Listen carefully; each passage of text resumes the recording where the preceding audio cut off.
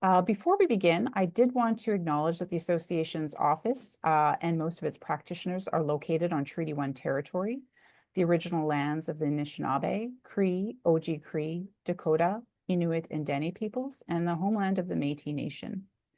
The association respects the treaties that were made on these territories. We acknowledge the harms and mistakes of the past, and we dedicate ourselves to move forward in partnership with Indigenous communities in a spirit of reconciliation and collaboration.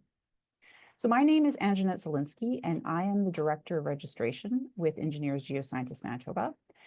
With me today, I also have Diana Vanderay. She is the Student Coordinator, as well as Claudia Shimko, who's our International Registration Program Coordinator, and also does a lot of work on the competency-based assessment process.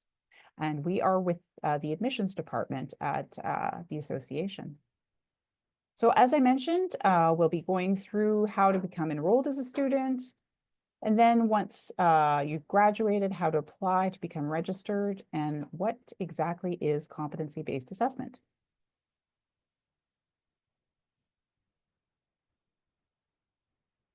So just a little bit about Engineers Geoscientists Manitoba. We were first established in 1920 under the Engineering Profession Act, and we were established to regulate the profession of engineering in Manitoba. But then in 1998, our mandate was expanded to regulate professional geoscientists as well, and that our act was amended as well, the name of it, to include the geoscientific profession. And our mandate is to govern and regulate the practice of professional engineering and professional geoscience in Manitoba. This act gives us the ability to regulate. So we are one of 31 professions in the province that have the right to self-regulate.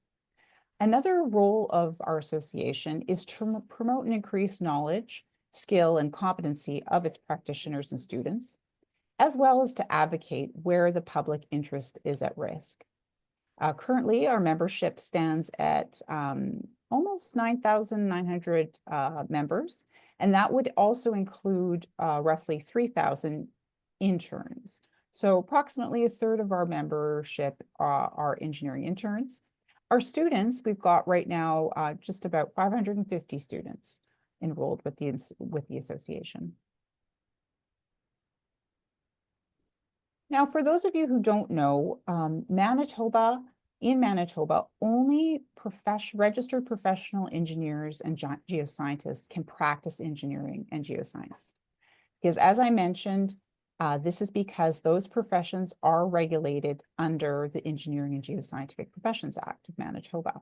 So if anybody wants to practice professional engineering, they need to be required, and that's a legal requirement, and they do so with us as the association that is responsible for the regulation of geoscience and engineering in the province. This means that though you may have a university degree in engineering or geoscience, or you may have worked abroad as an engineer and geoscientist in another country, for example, you cannot call yourself a professional engineer or professional geoscientist in Manitoba until you get registered with the association. And this means that you are unable to take responsibility for work until you become a member with us. That said, if you aren't registered, you can practice engineering and geoscience. However, it has to be under the direct supervision of a professional engineer or professional geoscientist who takes full responsibility for your work.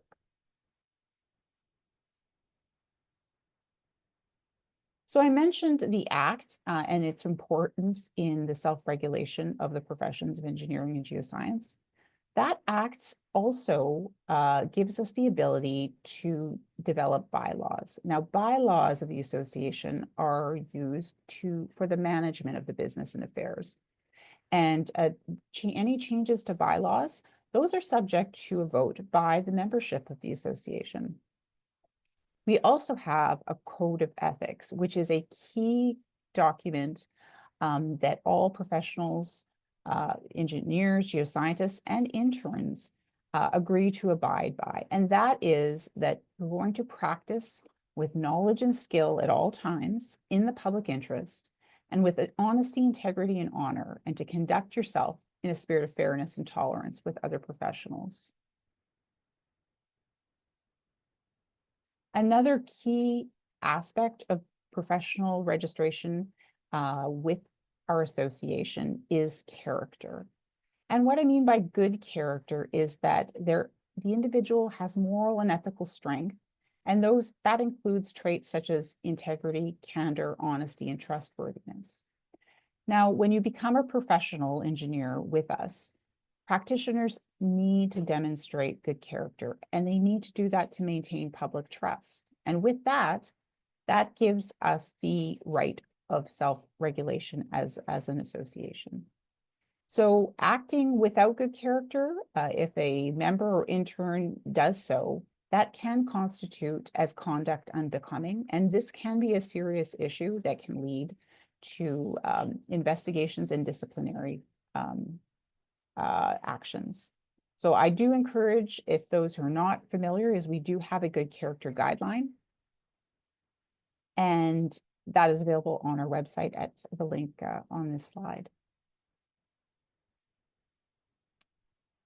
Now I'd like to get into a little bit about student enrollment. So many of you will be enrolled as students, but for those who are not, I would like to just say that this is a great way to become aware of the association, and it's great to start understanding and learning more about the practitioners and various means of networking and getting to know other interns, students, and practitioners as well. So that eligibility for student enrollment is open to undergraduate students at the University of Manitoba in engineering, or as a geoscience student, or with the Brandon University in the Department of Geology. So in order to become a student, you would go to the website and click on the online application form, complete that. There is a fee of $20, and that's payable. That is renewed annually. And the student information, or student year, I should say, is from October 1st to September 30th. Now, some of the benefits of being a student include access to competency-based reporting system. And this is actually a new benefit that we just started offering last year. And part of our presentation today will get into, what is CBA and how would a student access an account. Another benefit of being a student is you're going to have early access to the ACT, Bylaws, and Code of Ethics test. It's called the ABC test, and this is a requirement for anyone to become an intern with the association. So we'll give you early access to that test. We also have various online learning modules that are accessible by students, as well as communications and some discounts for some of our events. And we also have an annual professional development conference, so some discounts for that as well. Another great thing about joining as a student is you will have access to join a mentorship program. So it's a great way of meeting professionals, interns, getting to know and understand the profession a little bit more, as well as we have various chapters. So many of these are ethnocultural chapters. And again, it's a great way to network and build up your contacts. So when I mentioned that ABC test, ACT, Bylaws, and Code of Ethics test, that is a requirement to become an intern of the association. And you would access that through your online profile. It is a free test, and it's open book. And essentially, it is a 50-question true or false. And you would want to prepare for that test by visiting our website devoted to the ABC tests and getting familiar with our ACT, Bylaws, and Code of Ethics. There is a minimum passing mark, so applicants do need to obtain a 90% or higher to pass. If you don't get that 90% or higher, you will have to retake the test. And again, it's very important that you do become familiar with the ACT, Bylaws, and Code of Ethics. Again, they are key to membership in our association and profession in general.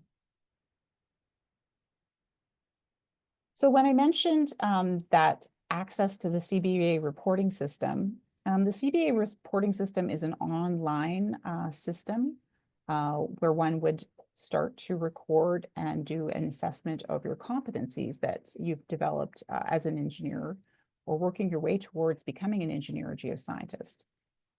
So you would request an account through your online profile, and you would start to use that perhaps while you're a student, maybe working at a summer job or a co-op opportunity, and you would start to track the development of the competencies that are required for engineering and geoscience.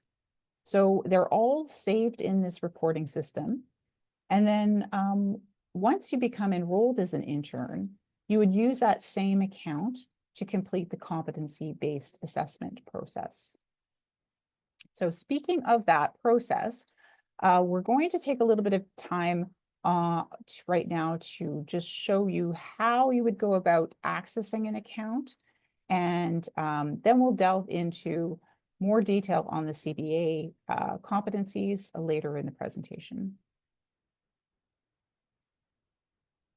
So I'm going to turn it over to Claudia for a few moments.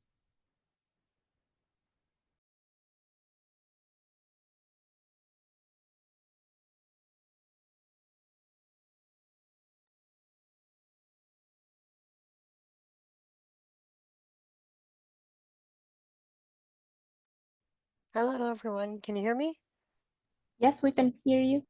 Thank you, Maria. Hello, everyone. My name is Claudia. And as Jeanette mentioned, I'm going to walk you through first the steps on how to create an account. And then after I walk you through those steps on how to create an account, I'll give you some information specifically about the CBA system and the CBA process. So to get started, the first thing that you need to do is go to the hyperlink that's shown at the top of the screen at step 1. So go to that website, that link. And then the second step is to select applicants. And then the third step is to click engineering. So if you're an engineering student, you would click engineering. If you're a geoscience student, you would click geoscience. Next page, please. Thanks. The fourth step is to click where it says I need to create a new account. And then the fifth step is to click Engineers Geoscientists Manitoba. So this is basically to indicate that your application is with Engineers Geoscientists Manitoba. Thank you. And then step 6 is to review the terms and services and agree to them. Step 7 is to enter your email address and clarify that you're not a robot. So click send verification code. And after you click that send verification code, the system's going to send you an email. And within that email, it's going to contain a verification code. In step 8, that's where you enter your email address and the verification code that was sent to you. And then our team is going to receive an email and we will review it and we'll verify that you're actually in our system as a student, and then we will approve that account. Step 9 is where you are going to select I need to create an account. And then that'll take us to step 10. Thank you. Step 10 is where you click engineering assessment. Step 11, at this point, the system notifies you that you need to complete the course called the Competency Experience Reporting System for Applicants in Engineering. Basically, that's just an online training that teaches you how to navigate the system. And then after you do that, it'll allow you to move forward. If you don't take the online training, it won't allow you to move forward. So that's really important for you to know. So that takes us to step 12. No, yeah, 12. After you've passed the online training course, the system is going to prompt you to enter your education information.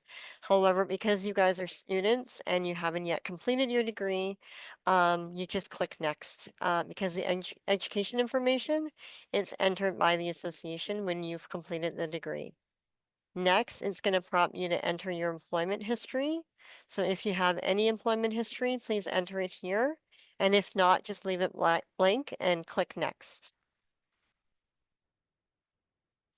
Next is step 14, and this is where you're going to enter your validators. So just to clarify, so just to tell you that for now, I'm just kind of giving you the steps, and then later I'll tell you more about the validators and details about these steps that I'm talking about. At step 15, you may enter supporting documents. So this is if you have any supporting documents that you want to upload. This is where you will do it. And again, I'll give you some more information about that later on in a few minutes. Step 16, here are the competency self-assessment. Okay, so this is basically at step 16 is what we want to show you is this is how your competency assessment report looks like. For each of the competencies, it's all going to look the same. So that's basically a screenshot of that. And then in step 17, it's showing you that when you are finished submitting all of your competencies, you have the option to submit for interim validation or submit complete self-assessment. So those are the two options that are listed at the bottom, highlighted in yellow. And then this is a screenshot of how each competency looks like when you open it up and to start. At the top, it's going to tell you that which competencies you're in, so you don't lose track of which ones you're trying to demonstrate achievement. If it tells you it's a mandatory, it tells you if it's a mandatory Canadian environment competency or not, and it tells you what the minimum required competency score must be. And it also lists the indicators for you. So that's basically how it looks. So we wanted to show you how it looks. Over to you, Anjanette.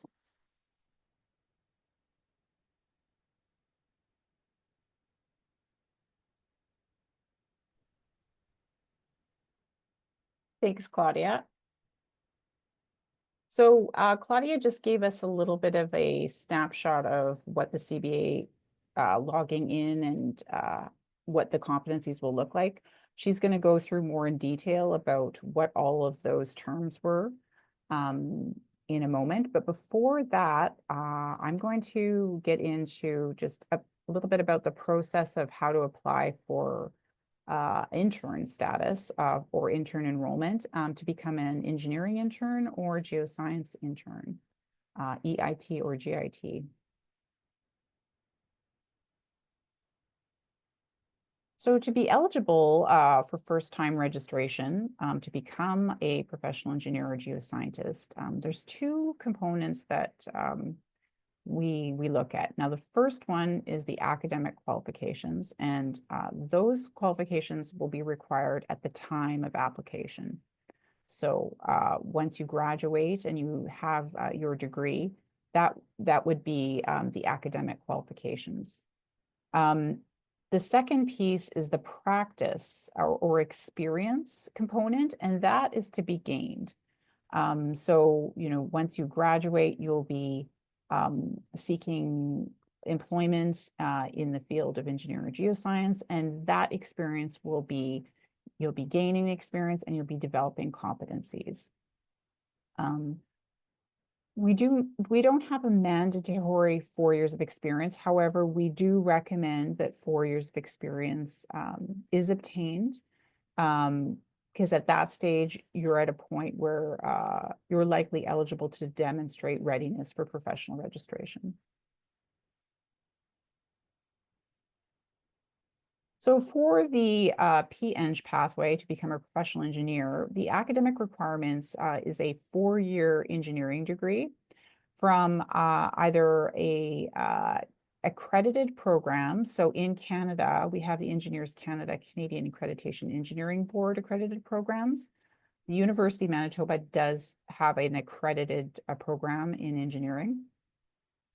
Or if you've graduated from a country that is a signatory to the Washington Accord and that program is accredited by that country, that would be eligible. The other option is if you have a postgraduate degree in engineering from a Canadian university that has an accredited undergrad program, or a Washington Accord country that has an accredited program. And this would be in addition to a 4-year bachelor's degree. This arrangement or this particular option, the way that it is eligible is that the postgraduate degree must be in a closely related engineering discipline to the bachelor's degree. If an applicant doesn't have either of these, then a confirmatory program would be required. And what we have available currently is the Fundamentals of Engineering exam. On the geoscience side, it's a little different. In Canada, there is no accreditation of geoscience programs. So what we rely on is the Geoscientists Canada Knowledge and Experience Guide. And so that includes a table of the courses required for the various geoscience streams. So we would be looking through the transcripts, undergrad, postgrad, to determine if the courses were met. And if not, then a confirmatory program would be required for the geoscience stream. Just bringing your attention on the geoscience side, there is a self-assessment tool that applicants can go into to see if they have the right courses or if they've taken the right courses to be eligible for the PGO academic requirement. Again, that geoscience knowledge requirements does set out all the required courses, so it would be highly recommended that applicants that are pursuing the geoscience stream be familiar with that guide. So once you've graduated, you're going to want to gather your documents and complete an application form. We do have a list of required documents, so you'll want to have a look at that. But along with your application form, we will require a piece of photo identification. And then we need proof that you have completed your degree and your transcript as well. So for that, the transcripts will need to be sent directly from the academic institution to us at info@. So the PDF fillable application form would be completed. It's very important that it is signed and all the declarations are signed as well. And that application form and ID would be sent to apply@. And then we would wait for the transcripts before we would be looking at your application, just to ensure we've received all of the application forms. Just a note about the transcripts. If you are internationally educated, we do require a WES ICAP transcript. However, if you are an internationally educated applicant, if your undergrad is from an international program, however, your postgraduate degree is, let's say, from University of Manitoba, you could have the University of Manitoba send the transcripts that you submitted at the time that you applied for your postgraduate degree to us, as long as they're coming directly from the academic institution, we will accept those.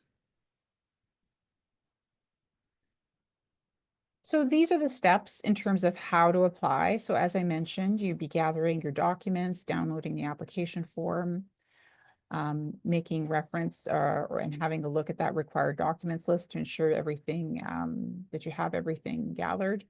You'll submit the application via email. If you haven't passed the ABC test, maybe if you were a student, you may have already completed this, but if you haven't, you will be given access to the ABC test. As I mentioned, 90% is required to pass. And then you'd be prompted to pay an application fee. And then we would be processing your application and reviewing your transcripts, conducting an assessment. If if you meet the academic eligibility requirements, then you would be moving on to the registration committee, who would then be deciding on your application to become an intern.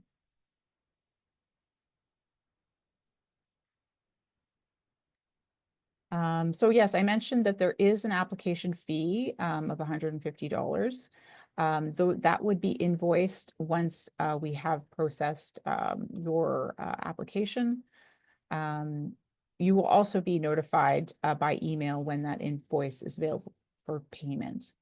And it's important to note too that when you become an intern, you are subject to annual intern dues of $268, and that would be paid when you become enrolled as an intern, and then that would be paid on an annual basis as you continue completing your competency-based assessment process. That said, we do have a new incentive for Manitoba graduates that we launched just this last fall. So we will waive the $150 application fee if you are a graduate of the University of Manitoba or Brandon University. You do need to apply for that waiver or apply to become an intern within 12 months of your graduation date. So we will be looking at your transcript and we'll be looking that you have also graduated after October 1st to be eligible. And then we will look at your transcript, your graduation date, and just to ensure that it hasn't been more than 12 months since you graduated to be eligible for this incentive.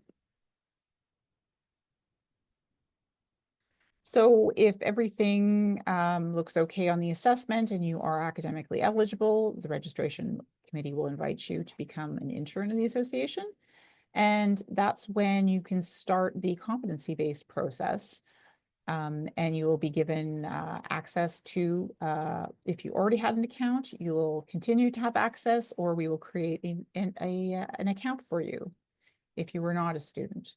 So then you would start saving your work experience in the CBA system, and you'll be describing progress towards meeting the competency requirements through the self-assessment process. And then once that's complete, submitting it for online validation and assessment.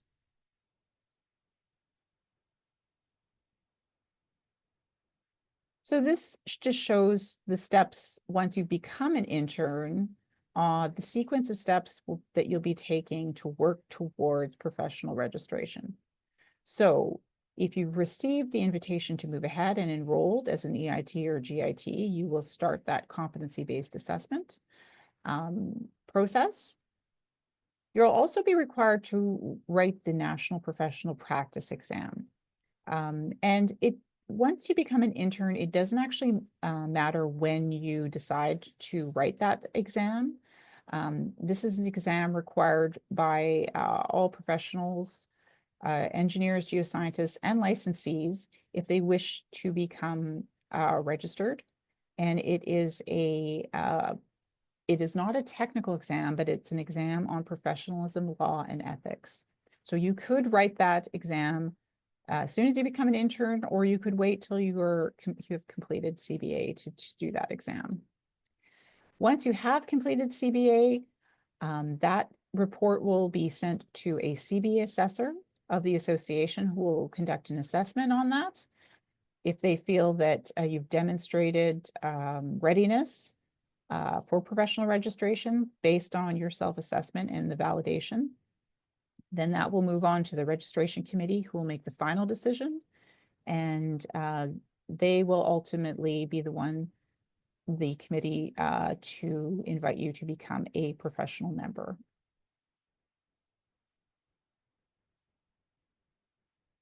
I just want to take a moment to talk about the use of titles once you become an intern. So the title engineering intern or geoscience intern or EIT, GIT, these are titles that are protected within our legislation. So only registered interns with the association can actually use those titles. So you can't call yourself an EIT or a GIT unless you are an intern with the association. So we just want to bring this to your attention because we do sometimes see inappropriate use of the term EIT or intern in signatures and emails. You can't actually use the title unless you are a registered intern with the association. And if you'd like more information on that, we have a guideline on use of title on our website.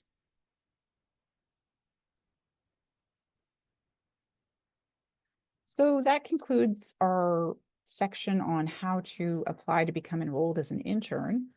Now we're going to take a bit of a deep dive into competency-based assessment because it is such a key part of the professional registration process. And so I'm going to turn it over to Claudia, and she's going to lead you through the overview on CBA. Thanks, Jeanette. So the competency-based assessment is a type of assessment conducted to determine if an applicant has progressed to a professional level of competency in their field during their work experience.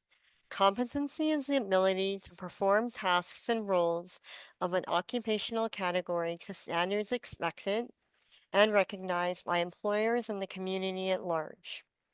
Most regulators in Canada have adopted CBA. In CBA, it doesn't matter where or when you've gained your competencies, they are eligible for consideration. So this means competencies that are gained abroad or in a Canadian environment are all eligible for consideration.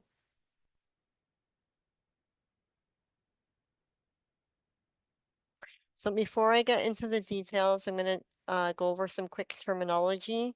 So applicants are referred to the individuals applying for registration as a professional engineer, professional geoscientist, or engineering licensee or geoscience licensee.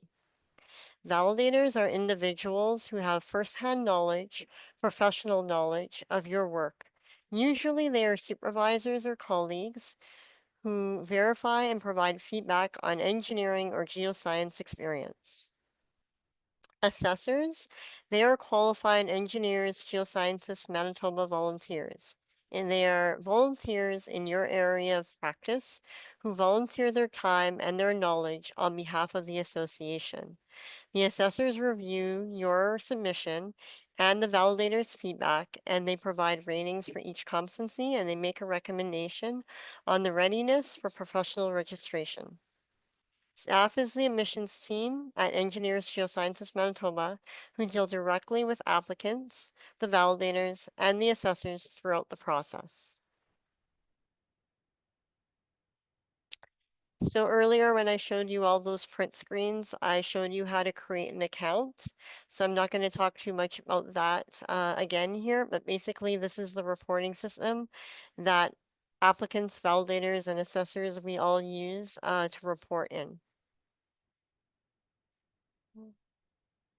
Here on the screen are the CBA elements. These are the key elements of CBA. They include the competency framework, the self-assessment, the rating scale, the validation process, and the assessment process. The framework is the set of rules, ideas, or beliefs which is used in order to deal with problems or to be used to decide what to do. The framework is used to complete the self-assessment. The self-assessment is where the applicant self-reflects, documents, and rates their competencies. The rating scale is used to determine whether the applicant has achieved the required level of competence to gain registration. Validators, these are the individuals who have first-hand professional knowledge of your work experience. They are usually supervisors or colleagues. The validator's role is to verify, rate, and comment on the applicant's assessment. They answer a set of general questions about the applicant's readiness for licensure. And the assessor, this is the individual who conducts the competency assessment, and they are registered members of the association. The framework. The competency framework outlines the competencies related to work experience and is used by applicants to complete the self-assessment. The engineering framework consists of 7 key categories, and the geoscience framework consists of 4 key categories. Next slide. So on the screen here, you're going to see a shot of, it's a CBA competency example. So this is an example that's showing the category, the competencies, and the indicators. Indicators, workplace examples, are activities, actions, skills, or behaviors that an applicant can use to demonstrate the existence and achievement of a competency. To be clear, indicator is the term used for engineering applicants, and workplace examples is used for geoscience applicants. The list of indicators, workplace examples for each competency is provided to help applicants understand what type of experience can be used to meet each requirement, or what specific knowledge base, experience, or skills they must develop before achieving professional registration. Indicators, workplace examples are to provide guidance to applicants only. The competency rating scale. This is the scale used by applicants, validators, and assessors to determine whether the applicant has achieved the required level of competency to gain registration, with 0 being with no exposure, 3 indicating entry to practice, and 5 being at a professional level. In each category, it has a required minimum level of competence, which is set at level 3 or level 2. The average of an applicant's competency rating within each category must meet or exceed the required minimal level. The Canadian environment competencies. There are 8 engineering competencies and 7 geoscience competencies, with minimum ratings for the Canadian environment competencies. Canadian work experience is not required, but applicants must show equivalency within the Canadian environment. Next screen, Anjanette. Thank you. Here we would like to bring your attention to the 8 Canadian environment competencies for engineering. To satisfy the Canadian environment experience, to satisfy the Canadian environment experience requirement, you are required to achieve each of the Canadian environment competencies at the minimum competency rating.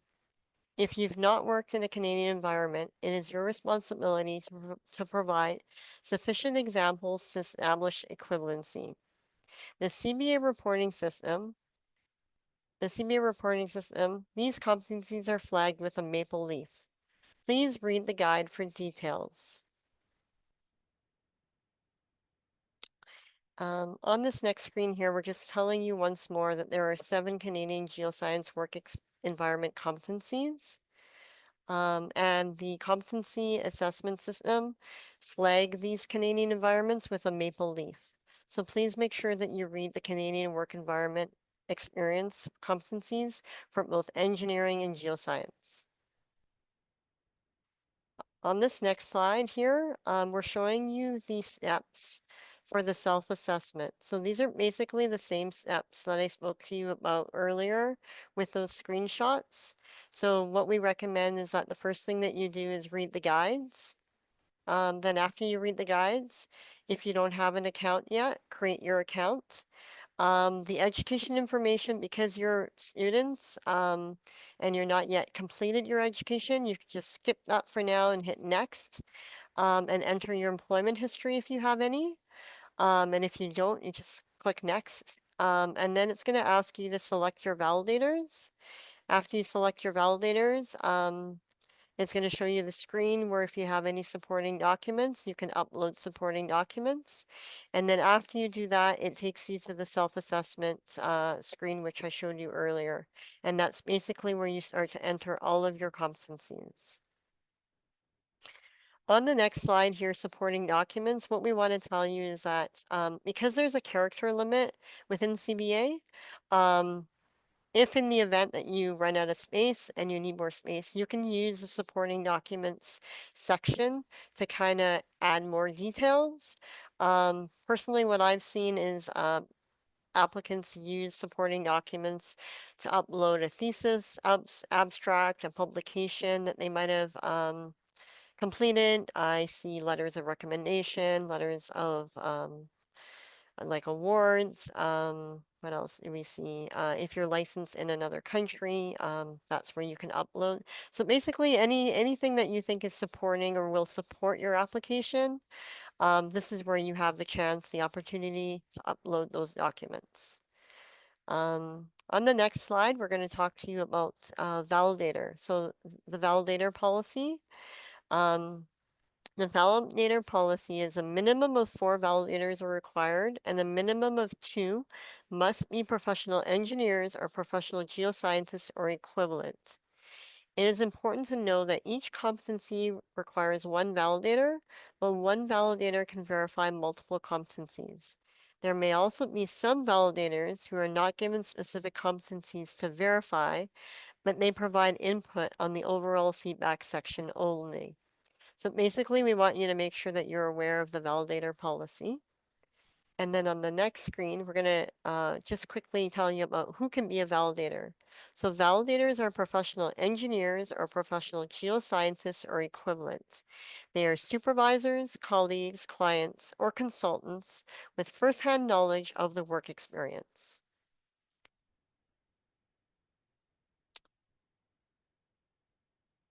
Thank you. In our validator policy, when we say a validator can be a professional engineer or professional geoscientist or equivalent, we mean that the validator must be registered as a PEng or a PGO or equivalent in the jurisdiction in which the work was obtained. So for example, if the applicant or if your direct supervisor is recognized as an engineer in another country, they are eligible to be a validator. So basically what we want you to know is that anyone who is recognized in the country and has the experience and has firsthand knowledge of your experience, they are eligible to be validators. Here are some tips for applicants when you're completing your self-assessment. Be clear and be honest in your self-assessment. Be aware of the work that is being performed and who's qualified to validate them. Be aware that the CVA system will ask you to declare if there's a family connection. Know that validators will be and are contacted to ensure that the details are correct and accurate. Discuss with validators the policy, the process, and their willingness to be a validator. Make sure that the validator has first-hand knowledge. Please be sure to share the association's guides so the validators get a good sense of the process. And again, be kind and considerate. Sometimes validators might need some more information. They might need more details from you or from us. And just be considerate and know that the association staff is also willing to help if we can. It is also important to know that confidential information should be discussed with validators in advance. So for example, use words such as Project X in the city queue, and then inform validators separately which projects are being reported. On the next screen, we're talking again about the self-assessment. So the self-assessment section here is where applicants document their competencies. In this section, detail is encouraged. Applicants should be specific in describing how a competency was met. When selecting examples, applicants should pay close attention to the indicators and workplace examples provided in the system. They are intended to assist in identifying typical evidence to submit. Each competency example includes a situation. The situation is a brief overview of a specific situation or a problem. The same situation can be used to cover multiple competencies. Action. The actions taken in response to the situation includes engineering or geoscience judgments made or solutions found. The action section is typically the longest portion of the example and should include details about the specific actions taken to demonstrate completion of the competency. Your applicants should be specific about individual work and contributions. They are also asked to use the word I to clearly indicate the work that they did. Please know that we do allow point form. And then the outcome, this is where you document the impact that the actions and that the solutions or the judgments that were generated. The validation process steps. So here on the screen, you see all the validation process steps. So first, validators receive a notification link to access the system. The CBA system offers them a quick, easy to use online training, which teaches them how to navigate the system. Then the validator reviews your employment history. Then they must accept or decline the role. If the validator has a conflict of interest, they may decline the role. Please be aware that the validator should declare if there's a family connection. Next, we suggest that the validator upload a business card or a resume into the supporting documents section to confirm their identity. Validators verify, rate, and comment on the assessments on the assigned competencies. However, they must ask applicants to revise, redo, or self-reflect again before providing the validation. Please be aware that the overall feedback provided in the validation process is confidential and not visible to the applicant. Interim validation. If you want to lock down and complete validation of one or more competencies during the CBA process, this is called interim validation. Examples of where or when this might be appropriate to use interim validation is if you're moving to a new employer, or if your validator is changing employers, or if they're retiring, then you might want to consider doing interim validation, and details are also found within our guide. The CBA assessors. When the admissions completes a review, the CBA report is assigned to an assessor. The assessor is a licensed professional engineer or geoscientist who is bound by confidentiality, who assesses the applicant's CBA report on behalf of the association. They are notified by email once the applicant is ready for review. They review, they rate, and they comment on the applicant's self-assessment. They review the validator's comments, and they provide a rating. Last, assessors make a recommendation on the applicant's readiness for professional registration. Next, thank you. These are the steps that the CBA assessor goes through. Assessors review the applicant's work and validators' comments and their ratings. They determine if the applicant demonstrates an understanding of all competencies. They ensure that the examples for all the competencies contain sufficient detail, and then they provide feedback and assess if the applicant demonstrates good character and is ready for registration. Next slide. When the assessor submits the recommendation on the applicant's readiness for professional registration, the admissions team receives an email notification from the reporting system. If the assessor recommends registration and the National Professional Practice exam is passed, admissions prepares the report to go to the registration committee for review.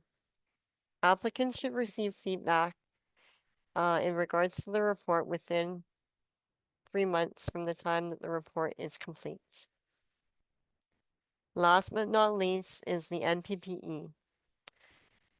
So I guess I want to start off here by telling you that we're going to talk about this as a last step, but honestly, once you become an intern, you have access to the NPPE, so you can do it at any time. So again, once you become an intern, then you have access to the NPPE and you can sign up for it at any time. The NPPE is a 2.5-hour computer-based closed book exam. The exam is offered 5 times a year by the exam administrators measure learning. The exam can be taken anywhere in the world, and one year the exam can be taken anywhere in the world, as long as it meets the internet requirements.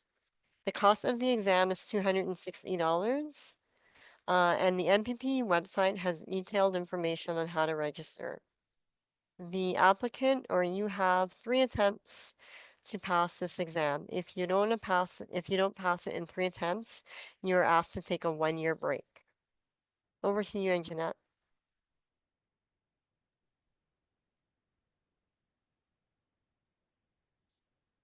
Thanks, Claudia. So yeah, that was a lot of information we recognize on CBA.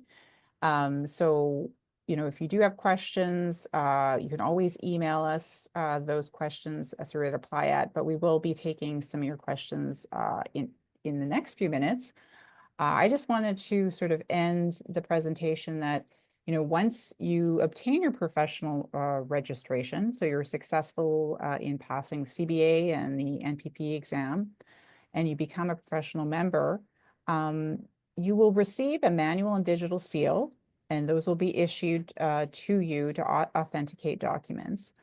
But as a member, you are also required to participate in professional development activities year-round. And there are various categories of professional development that will be required, that you'll be required to report on with required hours. And all of that goes into your online profile with the association. If a member fails to comply with ProDev, it may result in professional misconduct. So it's very important that members continue to participate in ProDev and report on it. As a professional member, you are also entitled to vote at the annual general meeting. And at that meeting is where we elect the council, or the association elects the councillors of the association. As a professional member, you also can join a committee, or you yourself could seek a position on council. We're always looking for volunteers to join our committees. And then once you do have that professional status, you can apply for Canadian mobility with another regulator across Canada. So under Labour Mobility, we have streamlined processes across Canada that other provinces recognize the PN and PGO designation. And so it's a fairly seamless process as long as you are in good standing with the regulator. We have a lot of information on our website. I do want to highlight a few resources that you'll want to have a look at. If you are interested in becoming a student, enrolling as a student, please visit our student webpage under the student membership. We also have information about our ABC test and what you'll need to review in order to take that test. All the information you need to know about how to enroll as an intern is on our intern program website. And then we do have a web page devoted to competency-based assessment. So there you will find many guides for validators, assessors, for applicants, the Canadian Environment Competency. So there's a lot of guidance on that website. And there's also guidance on the Competency Assessment Reporting System website as well. And then all of our admissions policies are in our manual of admissions. So you'll want to be familiar with that when it comes time to apply with us. Lastly, I just want to highlight a few other resources. Engineers Canada has a lot of information on how to become a PEng and some tips and thoughts on that, as well as Geoscientists Canada has information on becoming a professional geoscientist. So that takes us to the end of our presentation. I know there's a lot of information there, but hopefully it was worth your time. Again, if you have any questions now, we can certainly take questions through the chat. If it's any specific questions related to your application, we just encourage you to reach out directly to us at our apply at inbox, and we would be pleased to get in touch with you to address your questions. So I'm going to stop sharing my screen now. Thank you, Anjanette. Thank you, Claudia. It was a great presentation. And thank you all for your great questions. We covered a lot. And of course, there's still more to go over. However, because of time constraints, we might not be able to answer all of your questions. If we don't get to yours, please feel free to reach out to the email that I shared on the chat, and we'll be happy to help out. Okay, let's get into the Q&A. The first question comes from Anmol. Good evening. Is there an expiry date for the ABC test, which is already completed? No, once you've passed the ABC test, that test is recorded in your online profile and you're good to go. So yeah, as long as you've passed it, that record will be on file. Okay, perfect. Thank you.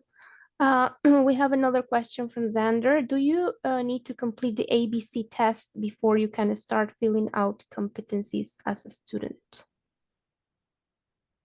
No. So if you become as a student of the association, you'll have access to the ABC test, but you can take that test at any time.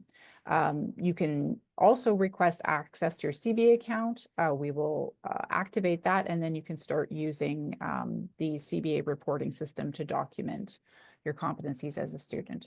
It's only when it comes time for your application to become an intern, that's when you absolutely must pass the ABC test. Otherwise, you can't continue with the process. Great, perfect.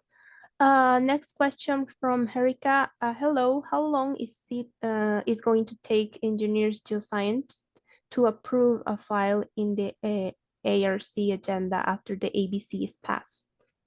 Okay, I think you might be referring to the registration committee. Yeah.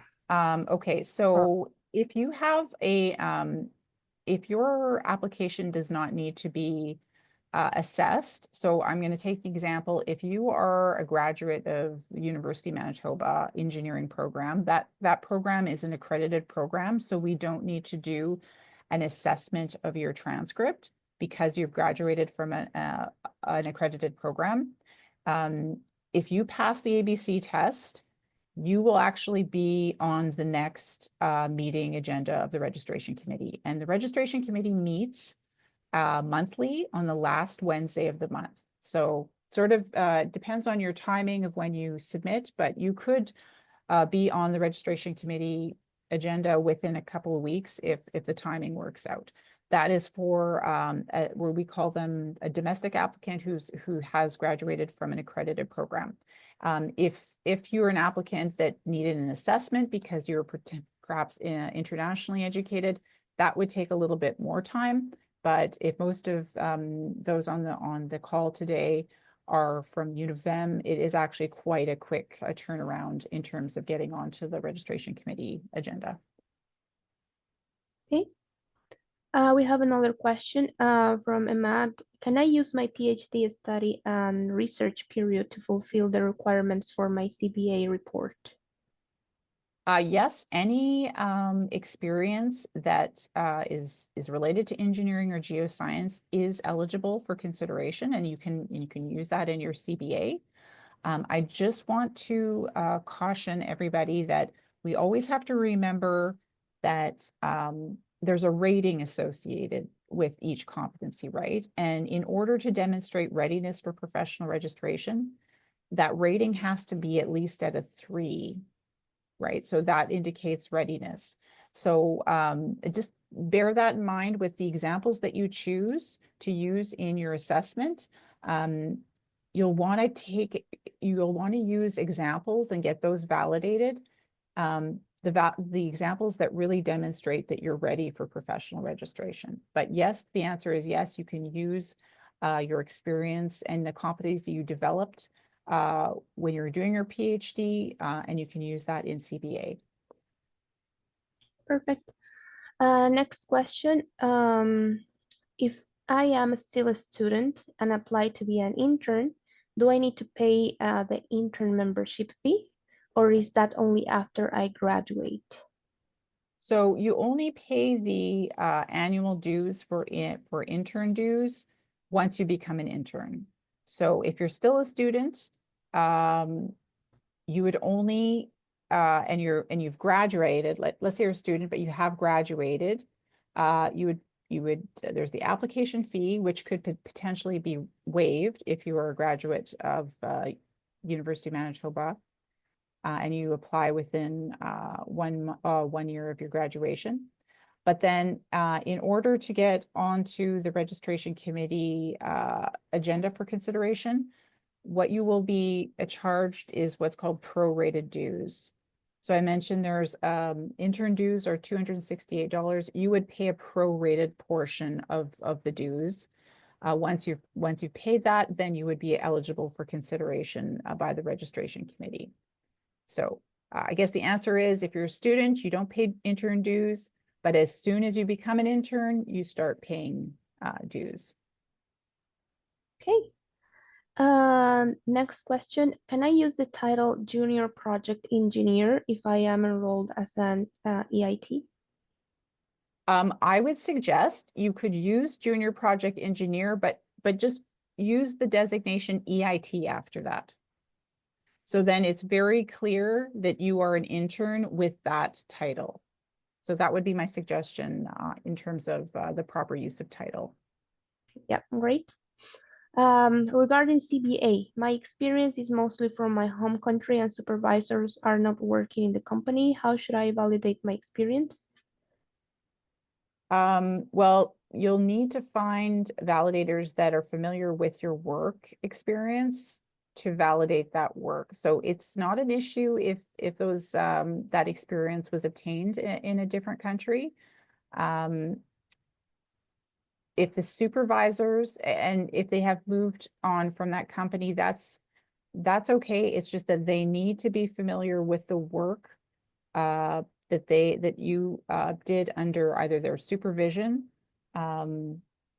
at that time. So it's all right if they have moved on. It's just that they need to have been familiar with the work that you are citing in your competency. Okay. Next question. I finished my co-op term back in 2022. Can I still file that experience on the AGM? Okay, so you can document potentially your experience in that employment history section. But what's different about sort of our old time-based experience pre-registration program and competencies, which we are doing now, is that the whole focus is on competencies and how you have developed and how you demonstrate your competencies. So you can indicate that you had placements sort of in that employment history, but when you're talking about the competencies, you could draw upon that work and maybe provide examples during that time. That would be appropriate. But then I do want to mention is that you're going to want to use examples of that really demonstrate that you are at a level that you're ready for professional registration. So again, that rating of a 3, if you use experiences that you experience to develop competencies in your co-op placement, that may not be demonstrating readiness for professional registration, right? Because you would have probably just been developing the competencies. So what we often encourage interns to do, and what we see mostly in competency-based assessment reports, is the examples that applicants use are usually at the latter end of, let's say, the 4 years of experience, right? Because those examples will clearly demonstrate more often than not that somebody is ready to practice at a professional level. Okay. We have several questions from one of the participants. I'm going to choose one, and I invite them to please forward the rest of the questions to our email. With the word limits on the competencies, are we restricted to only one example per competency subset? I I can think you answer. can. Oh, go ahead. Yeah, go ahead, Go ahead, Claudia. Go you can go ahead. ahead. Okay, I was gonna say it's kind of up to you as long as you're answering the competency. We've seen multiple examples. basically it's for you to self-assess and see if you're answering the competency, then go ahead. Otherwise, if you need more room, again, there's a supporting document section where you can attach, you can say in the CBA, you know, please see supporting document section, and then 1.1, and then the validator and the assessor will go there to look for more information. And Jeanette, you have more to add? Sorry.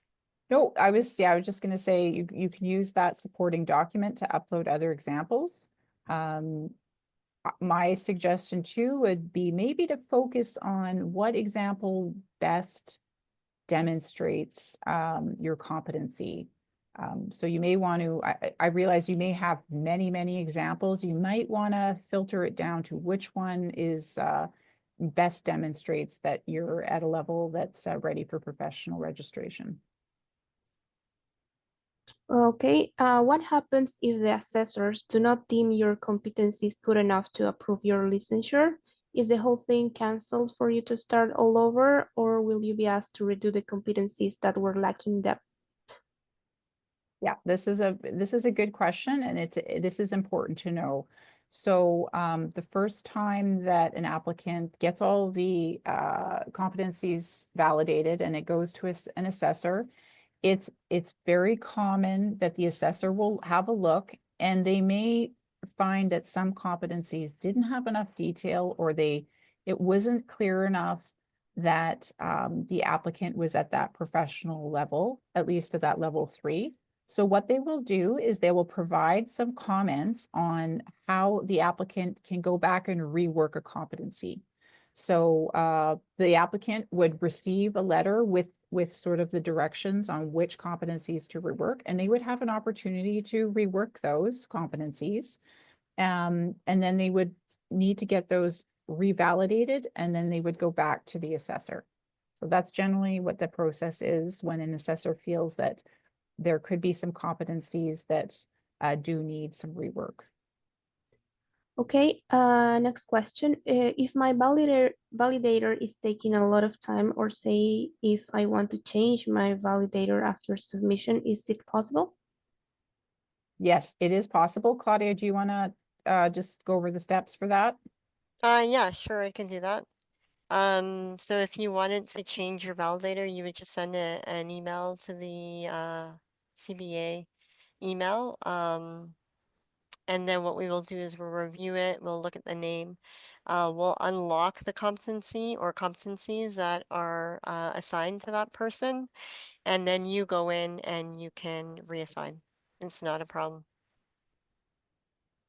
Okay, great. Good to know that. Could EGM assign a validator mentor to validate a foreign work? No, we can't do that because the validator has to be familiar with your work, right? So we can't, assign somebody to be that. That is up to the applicant, and that's why we go over who typically would be a validator, right? It's somebody like a supervisor, or a colleague, a consultant that's familiar with your work, or maybe you did work under a professor. They need to know your work, right? So that is the most important. They must be familiar with your work. And so the association can't be assigning a validator. What we assign is the assessor, right? So it is up to the applicant. If you are having some challenges, we do have a mentorship program. The intent is not to, get interns to help them find a mentor or validator for this purpose. But there are mentorship programs that interns may want to look into that are offered by the association. But unfortunately, yeah, we cannot, we don't have the ability to assign a validator for an intern. Okay, thank you. Next question. Again, we have several questions from this person. I'm going to read just one. Can I use examples for CBA from pre-graduation work experience? For example, co-op, internship, engineering-related work experience obtained anytime during obtaining my bachelor's before graduation? So any engineering work is eligible for consideration. I think I did touch on this question earlier on. That said, the examples that you're going to use in your competency assessment, they really need to demonstrate that you're at a professional level, right? So just a caution, examples, where you obtained experience, as a student or in a co-op position, you may not be at that level that the assessor is looking for that demonstrates readiness for professional registration. That's not to say it's not, it is good to document these in CBA, because then you can see how you have developed over time. But just a caution, using examples from, an undergraduate co-op placement may not be the best examples to use to demonstrate readiness for professional registration. Okay. Will we receive a copy of this presentation, of the presentation? We are recording this, so it will be posted and shared with everyone. So we will make that video available. Yes, we are going to make the video available for everyone. I haven't created an account yet. Does my experience from other province count? Yes, as I mentioned, any experience in engineering or geoscience is eligible for consideration, and that experience can be gained in Manitoba, in another Canadian province, or internationally. Okay. If we become an EIT in another province, would we need to redo the documents for MGM, or if we move back to Manitoba? Okay, yeah, this is a great question. We have something called an intern mobility application type. So if you wanted to become an intern with us, you can do that through that application type. But if you've already started, let's say you've already started CBA with another province, it's probably best to finish off with that province, obtain your professional registration, and then you can actually transfer your membership, to another province, or seek a license with another province. But if you haven't started the CBA process, you can apply to us, and yep, you can start it with us. It's just that we can't transfer, the content of a CBA process one province to another. So you would have to sort of restart it if you wanted to start the CBA process with us. Okay, next question. Will I get rejected to become a professional engineer if I don't quite have 4 years of work experience? Say I'm around 3.5 years. Should I wait to submit even if I have met all competencies? No, that's why we said it's not a must, right? We do recommend 4 years, but every applicant is different, right? Everybody comes with a slightly different experience. So, if you feel that you are at a professional level and you have the support of your validators who do think that you're at a professional level, you don't need to wait until you officially have 4 years. You can submit. That said, it's all, once the assessor goes through it, they may have some comments, and then the registration committee will also have some comments. So, if there is something that potentially may be lacking, the assessor or the registration committee may go back to the applicant and suggest a little more time. But it's, there's nothing stopping an applicant from submitting with less than 4 years. It's just that 4 years is recommended, and we've seen that it generally takes an applicant about that much time of experience to develop their competencies to a professional level. Okay, thank you. And we have one more. If I already have accumulated the recommended 4 years of experience for CBA, when should I use interim reporting versus CBA reporting? Okay, interim reporting, Claudia gave some examples of when that would be used. You know, if there's a chance that you really want to lock down a competency, let's say if a validator's moving or you're changing jobs, but if you're essentially ready to just do your CBA, you probably don't need to use the interim reporting. You could just complete your self-assessment on your competencies, assign those to validators, and then you'd be able to submit. Claudia, do you have any suggestions on that one? Yeah, There's, Jeanette, I yeah. think you answered that perfectly. Okay. And it's been my experience that, I know we spoke about the interim validation. There's also within your validator, and within the validator section, let's say you, like Anjanette, you said, if you send it over to your validator, the validator has the ability to request for revisions as well. So yeah, I would agree with you 100%. If you're comfortable, if you have the validator support, send it. You don't really have to do the interim validation. Yeah, maybe just one additional point though. When you do the submit, you're submitting all of the competencies. So you can't submit one competency at a time. They all have to move forward at the same time when you're not using the interim reporting.